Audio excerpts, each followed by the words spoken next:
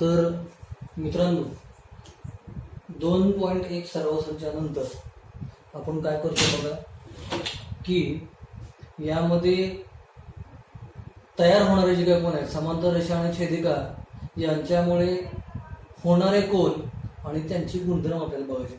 आपल्याला माहिती की छेदिकेमुळं निर्माण होणारे कोन 3 वेगळ्या प्रकारचे कोन आपण बघितले. त्यातला एक जो आहे तो संगत कोन आहे, दुसरा जो आहे तो आंतरकोन आहे आणि तिसरा जे आहे ते व्युत्क्रम कोन आहे. व्युत्क्रम कोन परत दुसऱ्या 2 छोट्या छोट्या असणाऱ्या भागामध्ये काय झालेलं आहे, विभाजित झालं आहे. तो म्हणजे आंतर व्युत्क्रम कोन आणि बाह्य व्युत्क्रम कोन. हे लक्षात घ्या. आता आपल्याला ह्यांच्यामध्ये काय परस्पर संबंध आहे किंवा यामध्ये असणारे परस्पर गुणधर्म काय आहेत हे आपल्याला बघायचे. आता आपण काय केलं बघा की एक समांतर रेषा आपण त्याच्यामध्ये काढली. आता 2 असणाऱ्या समांतर रेषा, दोन्ही समांतर आपल्याला रेषा माहिती आहेत की यामध्ये आकृती क्रमांक 1 म्हणून ह्याला आपण काय म्हणलेलं बघा, आकृती ए, की यामध्ये 2 समांतर रेषा आपण त्याच्यामध्ये काढतोय आणि इथं जे आहे ते काय असणार आहे, आकृती बी. बघा 2 समांतर रेषा आहेत आणि ह्या 2 समांतर रेषेमुळं आपल्याला काय करायचे, त्याचे गुणधर्म आपल्याला बघायचे. तर यामध्ये ह्या ज्या असणाऱ्या 2 समांतर रेषा आपण काढतोय बघा, तर पट्टीच्या सहाय्याने आपण काय केलेलं आहे, इथं 2 असणाऱ्या समांतर रेषा बरोबर काढलेले आणि त्याचबरोबर इथं असणारी आकृती ही पण आपण काढलेली आहे. इथं पण आपण काय केलेलं आहे, समांतर रेषा काढलेली आहे आणि त्यांना छेदणारी छेदिका हे आपण त्याच्यामध्ये काढलेली. हे लक्षात घ्या.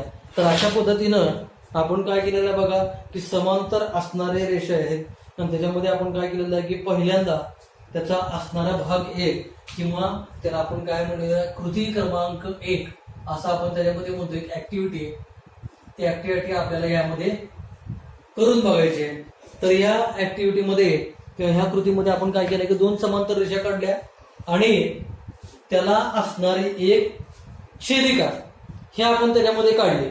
आता ट्रेस पेपरच्या सहाय्याने, म्हणजे ट्रेस पेपर म्हणजे आपल्याला यासारखीच असणारी एक आकृती आपल्याला काढायची. ट्रेस पेपर म्हणजे काय असणार आहे की एक वहीचा कागद. आपण जसं आपल्या शाळेमध्ये आपण काय करतो की एक पातळ असणारा एक कागद तो मुख्य आकृतीवर ठेवतो, त्याच्यामध्ये ट्रेस पेपर ठेवतो आणि त्याच्यामध्ये आपण काय करतोय की वही, जसं कार्बन कॉपी जी असते की नाही त्याला आपण ट्रेस पेपरच म्हणतो. तर ट्रेस पेपरच्या सहाय्याने त्याची असणारी एक प्रत आपण दुसऱ्या एका कोऱ्या कागदावर काढली बघा. तर ह्यामध्ये दुसरी प्रत आपण त्याच्यामध्ये काढली. ही जी आहे आकृती ए हे मूळ मुख्य प्रत आहे आणि आकृती बी जी आहे ती काय असणार आहे, ही दुसरी असणारी प्रत आहे. मग ह्यामध्ये भाग 1 आणि भाग 2 असे 2 भाग आहेत बघा. भाग 1 आणि भाग 2 असे असणारे भाग आपण त्याच्यामध्ये बघतोय. आणि हे कोन जे आहेत, आता हे आपल्याला माहिती आहे की रेषीय जोडीचे कोन आहेत. तुम्हाला गुणधर्म जर आपण जर बघितला तर पहिल्या कृतीमध्ये आपण काय करतोय बघा की भाग 1 व भाग 2 हे जे आहेत रेषीय जोडीतील कोन आहेत. हे लक्षात घ्या की संबंधित असणारे कोन जे आहेत हे काय असणार आहेत, रेषीय जोडीतील कोन. आता तुम्हाला गुणधर्म माहिती आहे की रेषीय जोडीतील कोन म्हणजे काय, की त्यांची कोनांच्या मापाची बेरीज ही काय असणार आहे, ही 180 अंश असणार आहे. लक्षात. मग आपण काय केलं बघा, पहिल्यांदा आपण काय केलेलं आहे की त्याचा कोन जे आहे हा कोन आपण त्याच्यामध्ये मोजून घेतला बघा.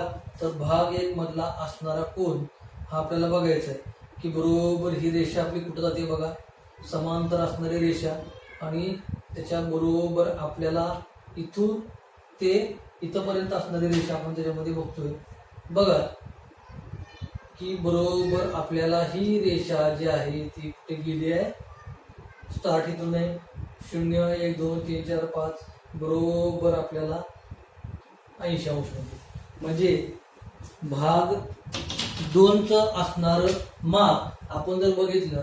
म्हणून आपण ह्या पद्धतीनं काय केलेलं बघा की भाग 2चे असणारे माप जर आपण जर मोजलं तर आपल्याला हे माप 80 अंश येतं. हे लक्षात घ्या. आता यामध्ये आपण काय केलं बघा की भाग 2 आपण मोजलाय. याच पद्धतीने आपण काय करू, भाग 1 सुद्धा मोजू. बघा इकडच्या बाजूला असणारा कोण बघा, परत एकदा हेच कोण मापक आपण ठेवलेलं आहे. बरोबर इकडच्या बाजूला असणारं कोण मापक एका बाजूला बघा भाग 2 चे माप आणि भाग 1 चे माप आपण बघतोय. तर यामध्ये हे जे असणारं माप 80 अंश आहे आणि दुसरं जे आहे ते 100 अंश आहे. म्हणून आपण काय केलेलं आहे बघा, तर भाग 1 चे माप जे आहे हे आपण काय केलेलं आहे 80 अंश काढलं आणि भाग 2 चे जे माप आहे हे किती काढलेलं आहे आपण 100 अंश निघालं. म्हणजे आपण काय करतोय बघा, तर माप कोण भाग 1 अधिक माप कोण भाग 2 हा गुणधर्म तर आपल्याला पूर्णच माहिती आहे.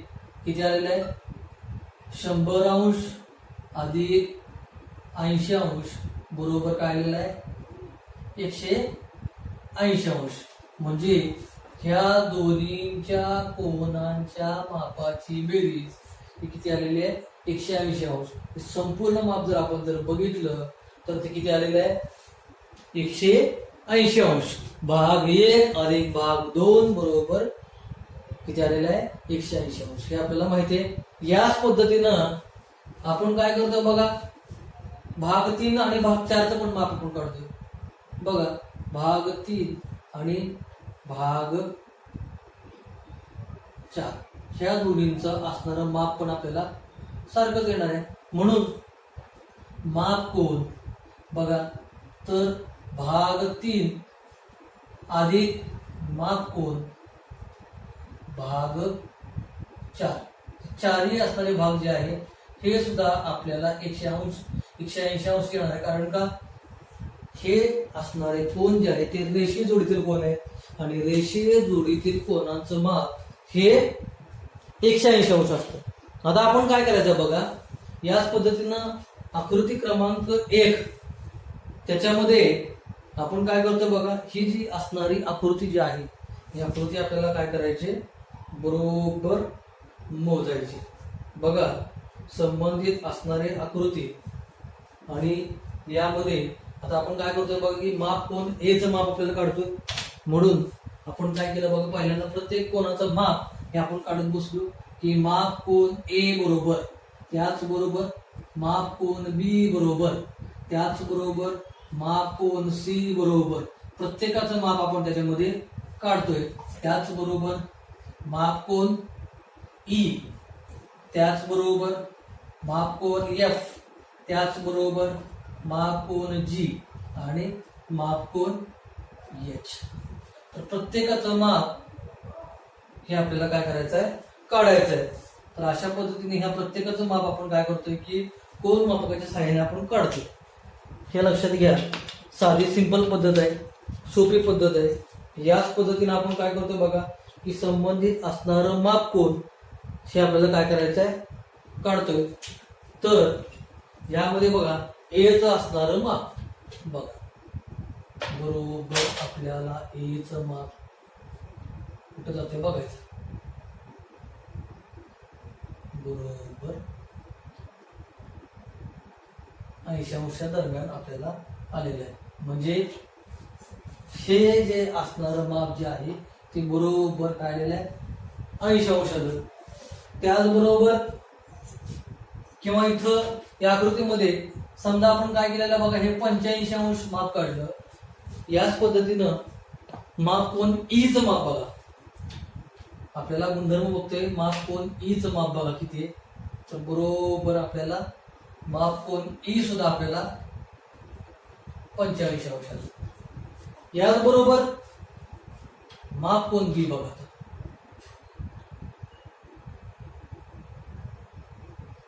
तर माप कोण बी 85 अंश आहे आणि माप कोण एफ सुद्धा काय असणार आहे 85 अंश आहे. इथं काय असणार आहे 105 आणि इथं काय असणार आहे 105.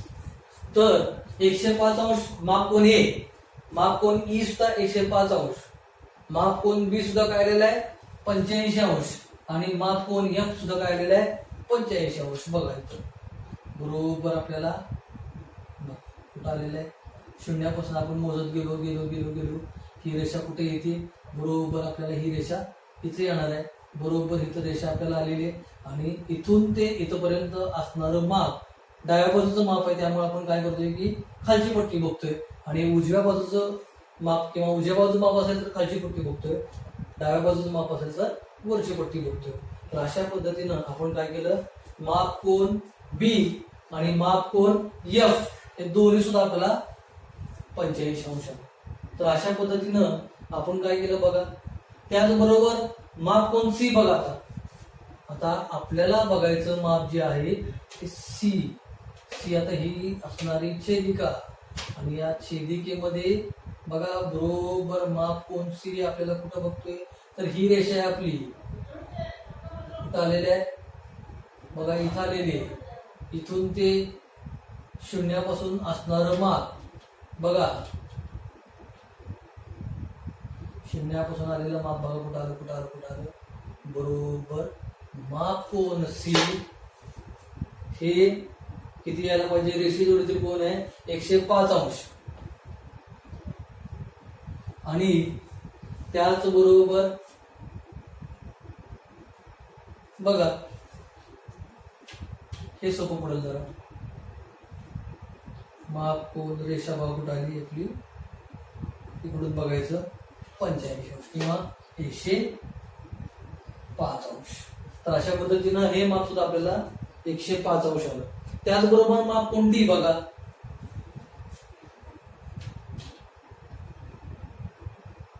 माप कोन डी इथून सुरुवात होणार आहे, इकडून या बाजूला आलो, बरोबर आपल्याला किती आलेलं आहे, इथं खालून रेषा जर घेतली तर 85 अंश आहे. माप कोन डी, माप कोन 105 आहे, माप कोन डी किती आलेलं आहे 85 अंश. आणि याच पद्धतीनं माप कोन एच हे सुद्धा आपल्याला ई बरोबर असल्यामुळं हे सुद्धा काय आलेलं आहे 85 अंश माप आलं. तर प्रत्येक माप आपण त्याच्यामध्ये बघितलंय. म्हणजेच यावरनं आपण काय करतोय बघा, की यावरनं आपण काय करतोय, तर माप कोन बी आणि माप कोन एफ हे सारखं आलं. म्हणजेच काय झालेलं बघा, तर यावरून आपण माप कोन ए बरोबर माप कोन ई बरोबर 105 अंश आलं, माप कोन बी बरोबर माप कोन एफ बरोबर 85 अंश आलं. त्याचबरोबर माप कोन सी बरोबर माप कोन जी बरोबर पुन्हा एकदा 105 अंश आलं आणि माप कोन एच अधिक माप कोन डी हे सुद्धा आपल्याला काय आलेलं आहे, दोन्हीचं असणारं माप हे किती आलेलं आहे 85 अंश आहे. तर हे दोन्ही माप जे आहेत ते सारखे आले. यावरून आपण काय सांगतोय बघा, तर हे सगळे कोण एकमेकाशी जुळणार आहेत, म्हणून आपण काय म्हणलेलं बघा, तर कोन ए काय आलेलं आहे एकरूप कोन ई, त्याचबरोबर कोन बी एकरूप कोन एफ, त्याचबरोबर कोन सी एकरूप कोन जी आणि कोन डी एकरूप कोन एच. तर अशा पद्धतीनं हे चारही असणारे कोन जे आहेत हे सारखे आले. म्हणजेच यावरून आपण काय सांगतोय, तर ह्या ज्या आहेत पण यामध्ये काय केलेलं बघा, तर कोन ए कोन ई त्याचबरोबर काय असणार आहे कोन ए आणि कोन ई, त्याचबरोबर कोन बी व कोन एफ, त्याचबरोबर कोन सी व कोन जी आणि कोन डी व कोन एच हे काय सगळे संगत कोन आहेत. म्हणजेच आपण काय करतोय बघा, की संबंधित असणारे कोन जे आहेत त्या संगत कोनांच्या जोड्या आहेत असं आपण सांगू शकतो. म्हणजेच आपण काय करतोय, तर यावरून आपण काय केलेलं बघा, संगत कोन परस्परांना एकरूप असतात. हा झाला पहिला गुणधर्म. आपण काय केलं इथं, संगत कोन बघा परस्परांना किंवा संगत कोणाच्या जोड्या परस्परांना एकरूप असतात असं आपण सांगू शकतो. एकरूप म्हणजे तंतोतंत जुळणारे असणारे कोण, त्याला आपण एकरूप म्हटलं, कारण दोन्हीचे असणारी माप जे आहेत हे काय आलेले सारखे आले, हे आपण त्याच्यामध्ये सांगू शकतो. त्याचबरोबर आता आपण काय करतो बघा, की संबंधित असणारे कोण जे आहेत संगत कोणाच्या जोडी आहेत, म्हणजेच संगत कोण परस्परांना एकरूप असतात. आता दुसरा गुणधर्म आपण बघतोय, तर ह्या गुणधर्मामध्ये आपण काय करतोय बघा, की कोन डी आणि कोन एफ, बघा एकरूप कोन एफ, कोन डी आणि कोन एफ, त्याचबरोबर व कोन सी एकरूप काय असणार आहे कोन ई. आता ह्यामध्ये कोन डी व काय असेल कोन एफ, तसेच काय म्हणलेलं आहे कोन सी व कोन ई हे काय असणार आहे आंतरयुत्क्रम कोन आहे. बघा, तर ह्यामध्ये आंतरयुत्क्रम कोन आहे. म्हणजेच दुसरा गुणधर्म आपण जर बघितला तर कोन डी व कोन एफ तसेच कोन सी व कोन ई हे जे आहे आंतरयुत्क्रम कोन काय असणार आहे परस्परांना एकरूप असतात. आंतरयुत्क्रम कोन काय असणार आहे परस्परांना एकरूप असतात. तर अशा पद्धतीनं हे असणारा दुसरा गुणधर्म आपण त्याच्यामध्ये सांगू शकतो. त्याचबरोबर बाह्ययुत्क्रम कोन बघा, कोन ए व कोन जी, त्याचबरोबर कोन बी व कोन एच, यामध्ये बघा आता काय करतो आपण, की संबंधित असणारं कोण आपण कोणाचे माप काढले, तर कोन ए आणि कोन एच चं माप बघा काय असणार आहे कोन ए आणि कोन जी. बघा, तर यामध्ये माप कोन ए बरोबर माप कोन जी बरोबर काय आलेलं आहे 105 अंश. त्याचबरोबर माप कोन बी बरोबर माप कोन एच बरोबर किती आलेलं आहे 85 अंश. तर दोन्हीची असणारी माप सारखे, म्हणून काय झालेलं यावरून आपण काय म्हणतोय की हे दोन्ही काय असणार आहेत बाह्य व्युत्क्रम कोन आहेत आणि बाह्य व्युत्क्रम कोन काय असणार आहेत परस्परांना एकरूप असतात.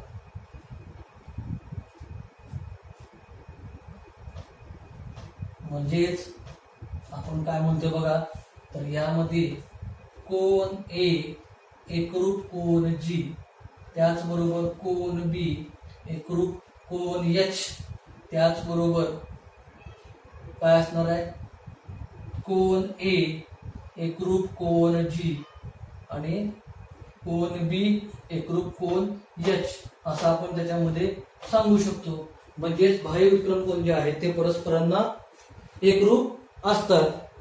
ही झाली तुमची तिसरी प्रॉपर्टी. पहिला गुणधर्म आपण बघितला की चारही कोन एकमेकाला एकरूप पाहिजे, म्हणजे हे झाला तुमचा पहिला गुणधर्म. की ह्यामध्ये आपण काय करतोय बघा, हा झाला तुमचा पहिला गुणधर्म की ज्याच्यामध्ये संगत कोन परस्परांना एकरूप असतात. त्याचबरोबर दुसरा गुणधर्म आपण काय बघितला, आंतरयुत्क्रम कोन परस्परांना एकरूप असतात. म्हणजे तिथं आपण काय केलेलं आहे बघा, की ह्यावरून आपण काय म्हणतोय आंतर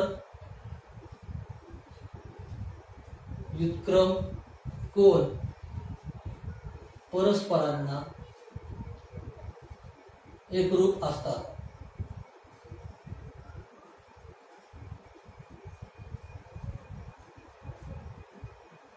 तर अशा पद्धतीनं आपण काय करतोय की संबंधित असणारे गुणधर्म आपण त्याच्यामध्ये बघतोय. तर ही झाली त्यांचा गुणधर्म क्रमांक 2.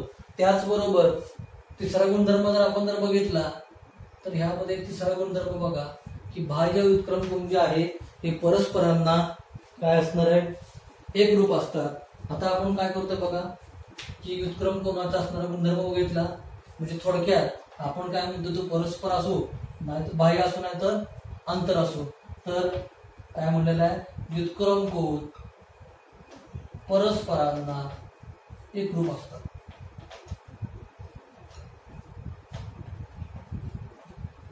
असा आपण असणारा गुणधर्म आपण त्याच्यामध्ये बघतोय.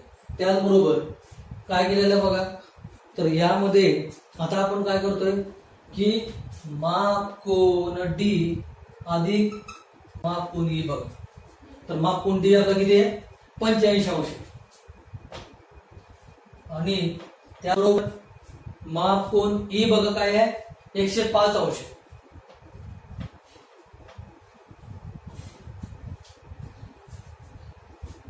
बघा तर संबंधी असणारं कोण बघा, तर ह्या दोन्हीच्या कोणाची मापाची बेरीज आपल्याला बघायची आहे.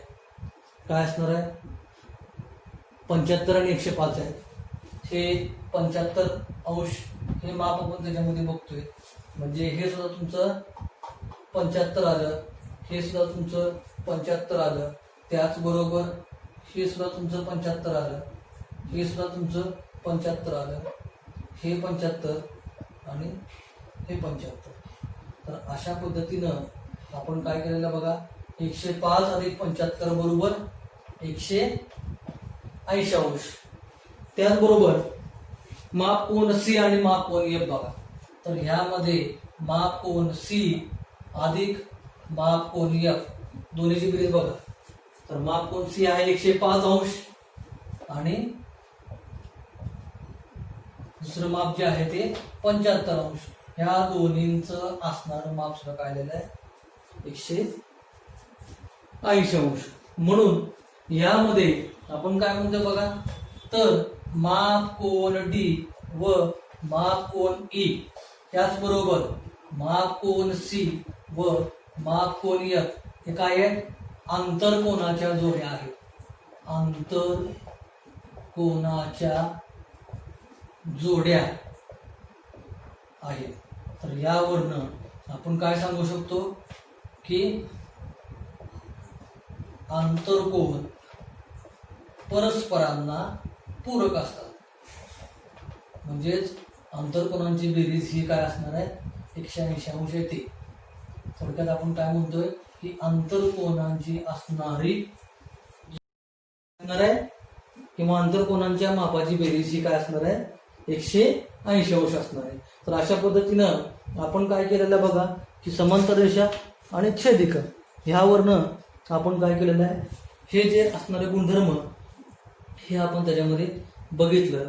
मग ह्यामध्ये आपण काय करतोय की समांतर रेषांच्या छेदिकेमुळे तयार होणाऱ्या संगत कोनांच्या प्रत्येक जोडीतील कोन एकमेकाशी एकरूप असतात.